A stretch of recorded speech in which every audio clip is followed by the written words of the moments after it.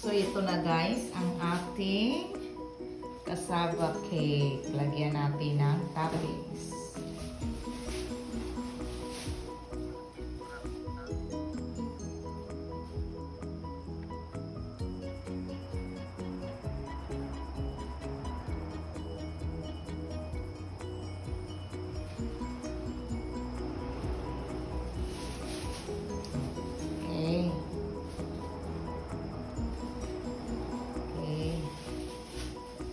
Okay, so tapos na ang ating recipe na cassava cake.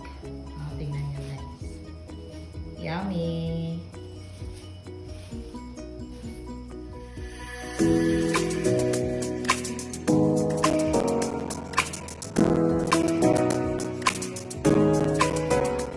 So, 1 kilo of cassava guys. Grated cassava.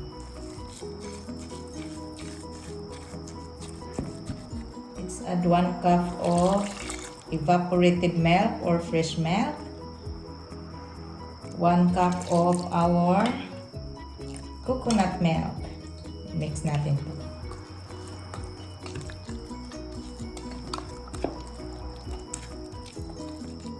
1/2 cup of condensed milk.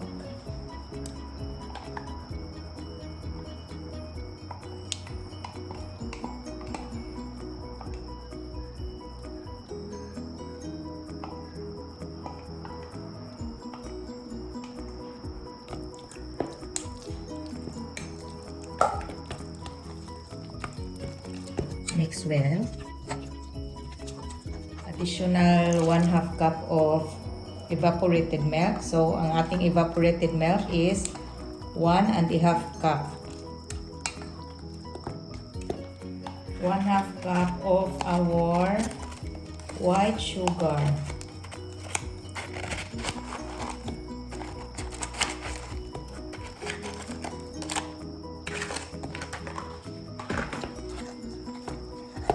Mix nyo lang mabuti ito guys. So, ready ang ating mixture ng ating cassava. Okay, so mag-prepare tayo mag-caramelize tayo ng white sugar. Ito guys, i-caramelize natin ang 1 cup of white sugar para ilagay natin sa ating molder.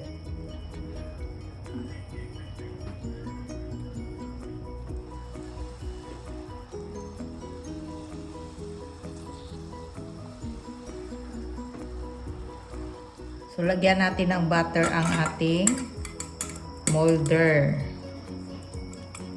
Ang gilid. Para hindi didikit ang ating mixture. Ang ating cassava cake.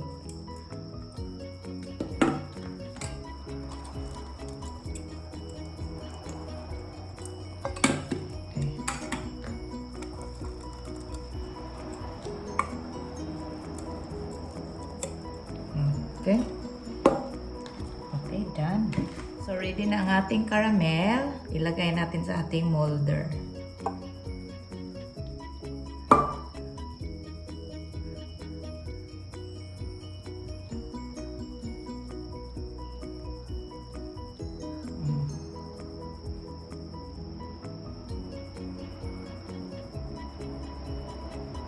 Ganyan lang.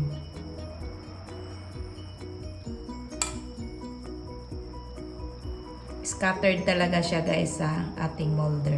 Okay. Ang ating molder may caramel na and our mixture is ready and may cheese tayo.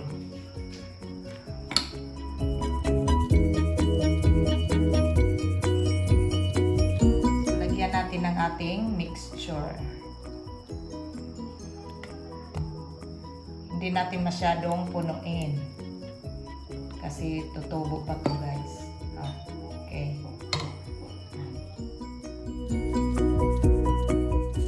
So, cover this with foil.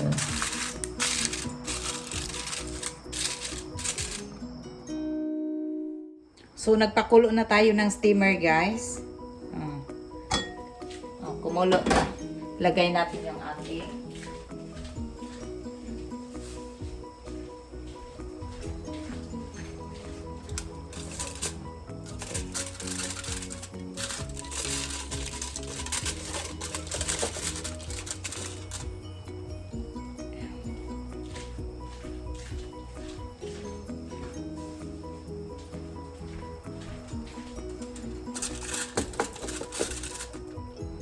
okay.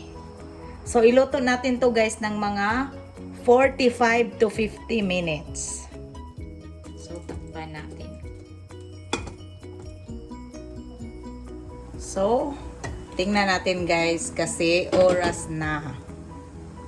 So, tanggalin natin to dito sa ating steamer. So, i-check natin guys kung luto na. Uy, luto na. Palamigin muna natin to guys bago natin i-flip para makita yung ating caramelize sa bottom ng ating molder. So, luto na siya guys. And palamigin muna natin to bago natin i-flip and ilagay natin sa toppings yung ating cheese. So, ito na guys ang ating cassava cake. Lagyan natin ng toppings.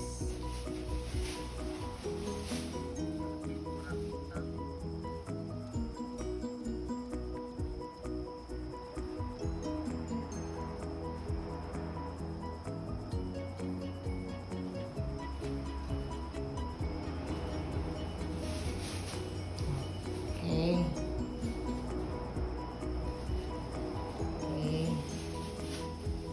Okay, so tapos na ang ating recipe na cassava cake. Tingnan nyo guys.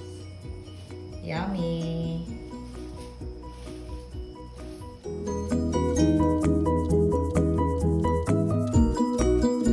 So tapos na tayo guys sa ating cassava cake. Cheesy na cheesy ang ating cassava cake. Perfect pang merenda. Yummy. So, try this recipe guys and I know magugustuhan nyo itong lahat. Yummy, creamy, and cheesy ang ating cassava cake. Parang Don Benitos ang lasa. Okay. So, tapos na tayo and kung gusto nyo ng mga simple, easy, and affordable recipes, just go to KAKAEVAng Vlog and don't forget to subscribe my YouTube channel, KAKAEVAng Vlog. Don't forget to like, comment, and share. And please hit the notification bell para updated kayo sa ating next na video. So, sa mga subscribers, thank you so much for subscribing and sa hindi pa nakapag-subscribe, please subscribe. So, thank you for watching. God bless us all. Bye. See you on my next video. Bye.